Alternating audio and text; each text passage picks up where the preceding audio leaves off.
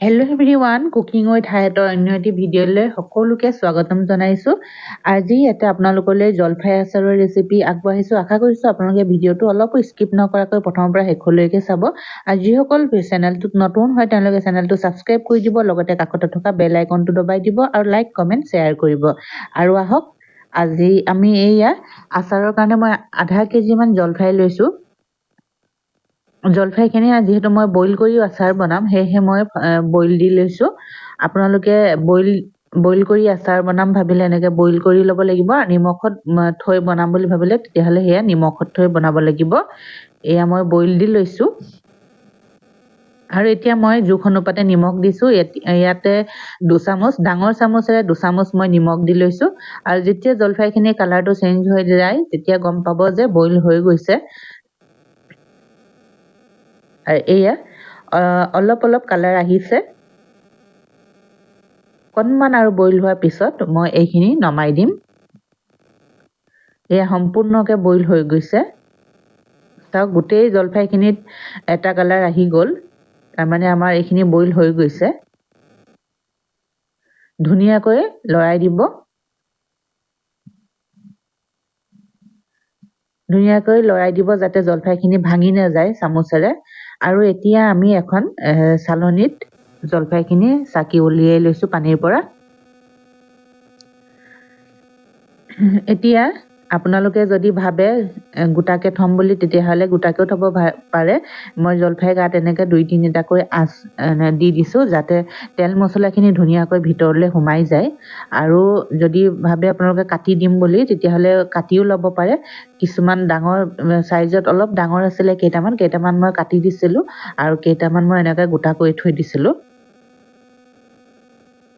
মই কেইটামান অকণমানি টুকুৰা টুকুৰাকৈ এয়া এনেকৈ কৰি কেইটামান মই কাটি দিছোঁ। আৰু যিখিনি সৰুখিনি মই গোটাকৈ থৈ দিছিলোঁ। ধুনীয়াকৈ গোটেইখিনি কাটি লোৱাৰ পিছত এয়া চাওক, গোটেইখিনি আমাৰ কটা হৈ গ'ল। কেইটামান গোটাকৈও আছে বাৰু। এনেকৈ কাটি লোৱাৰ পিছত এয়া আমি ৰ'দত দিব লাগিব। প্ৰায় 3টামান ৰ'দত মই দি লৈছিলোঁ। 3টা ৰ'দ দিছোঁ। এইখিনি এনেকুৱাকৈ মানে ৰ'দত দিব যাতে ইয়াৰ গাত পানীটো অকণমানো লাগি নাথাকে। আৰু এতিয়া আমাৰ লাগে আচাৰৰ মছলা। ইয়াৰ কাৰণে মই লৈছোঁ এয়া চফ, 5 ফোৰণ, আৰু লৈছোঁ জিৰা, আৰু লৈছোঁ গোটা ধনিয়া, আৰু ইয়াত লৈছোঁ শুকান জলকীয়া কেইটামান। এইখিনিয়ে আমি ধুনীয়াকৈ কেৰাহী এখনত ভাজি ল'ব লাগিব। ব'লক আমি কেৰাহীখনত ভাজি চাই লওঁ। এয়া কেৰাহীখন গৰম হ'বলৈ দিছোঁ। গৰম হোৱাত গোটেই মছলাখিনি একেলগে আমি অলপ সময়ৰ কাৰণে ভাজি ল'ম। বহুত বেছিও নাভাজিব, জ্বলি যোৱাকৈ। অলপমান কেঁচা গোন্ধটো যোৱালৈকে আমি ভাজি ল'ব লাগিব। এই মছলাখিনি ধুনীয়াকৈ কেঁচা গোন্ধ যোৱালৈকে আপোনালোকে ভাজি ল'ব।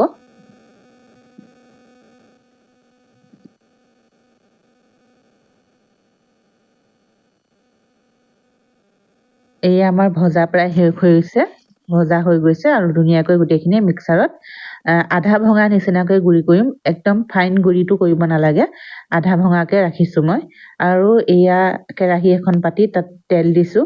আচাৰখিনি যিহেতু এতিয়া আমাৰ মই 3টামান ৰ'দত দি ল'লোঁ। দি লোৱাৰ পিছত এয়া চাওক, মই কেৰাহীত তেল দিলোঁ। তেল দিয়াৰ পিছত ইয়াত দিছোঁ মই চেনি এচামুচ। চেনিখিনি এইকাৰণে দিছোঁ যাতে এটা ধুনীয়া ৰং জলফাইখিনিত বহি যায়, সেইকাৰণে দিছোঁ। আৰু চেনিখিনি অকণমান ৰঙা হোৱাত আমি জলফাইখিনি তেলত দি দিম। এয়া মই ৰ'দত শুকুৱাই অনাৰ পিছত এইখিনি এতিয়া মই তেলত দি থৈছোঁ। বহুত ধুনীয়া এটা কালাৰ আহে চেনি দি ল'লে। গেছৰ ফ্লেমটো ল' কৰি থ'ব। এইখিনি সময়ত মন কৰিব যাতে গেছৰ ফ্লেমটো ল' কৰি ৰাখে। আৰু এতিয়া মই আৰু নিমখ দিছোঁ, যিহেতু সেয়া নিমখ মই বইল কৰোঁতে দিছিলোঁ আগত। আৰু এতিয়া মই আৰু 2 চামুচ নিমখ দিলোঁ। এতিয়া দিছোঁ মই এয়া হালধি এচামুচ, এয়া দিছোঁ ৰঙা জলকীয়া গুড়ি এচামুচ। ধুনীয়াকৈ মিলাই দিব যাতে গোটেই মছলাখিনি জলফাই গাত লাগি ধৰে। ধুনীয়াকৈ মিলাই ল'ব। মিলাই লোৱাৰ পিছত আমি আকৌ যিখিনি মছলা মিক্সাৰত মাৰি থৈছিলোঁ সেই মছলাখিনি এয়া এড কৰি দিব লাগিব। এই মছলাখিনি আমি আধা ভঙাকৈ থৈছোঁ। এইটো মই আধা ভঙাকৈ থ'লে অলপ ভাল পাওঁ, সেয়েহে মই আধা ভঙাকৈ থৈছোঁ আৰু ধুনীয়াকৈ মিক্স হৈ যায়, গাত লাগি থাকে। ধুনীয়াকৈ গোটেইখিনি মিলাই দিব।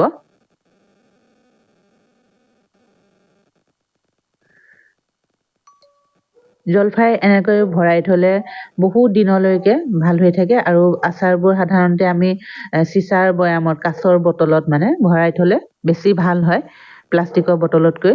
আৰু ইয়াত দিছোঁ মই সৰু চামুচেৰে 3 চামুচমান ভিনেগাৰ দিছোঁ। আৰু এয়া গোটেইখিনি মই এটা কাঁচৰ গামলাত উলিয়াই লৈছোঁ। অকণমান এনেকৈ হেঁচি দিব যাতে গোটেই জলফাইখিনিত তেলটো সোমাই যায়। আৰু এয়া আমাৰ জলফাই আচাৰ ৰেডি হৈ গ'ল। আৰু আপোনালোকে চাব পাৰে কিমান ধুনীয়া লাগিছে। আৰু ভিডিঅ'টো আজিলৈ ইমানেই। ভিডিঅ'টো প্ৰথমৰ পৰা শেষলৈকে চোৱাৰ বাবে আপোনালোকক বহুত বহুত ধন্যবাদ। ঠিক আছে, আজিলৈ আহিছোঁ।